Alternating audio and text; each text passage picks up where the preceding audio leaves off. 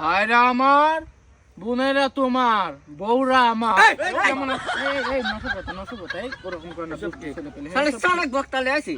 এখন আমরা একটু সবাই আমার কি গায়ে থুতু ফেলাবে? তোমাদের তো দেখতেছি অত জ্ঞান কিছুই নাই। সবাই একটু আল্লাহর নামে আমার দয়াল বাবার দরবারে যেই আসে ভরাতে সেই দায় খালি হাতে।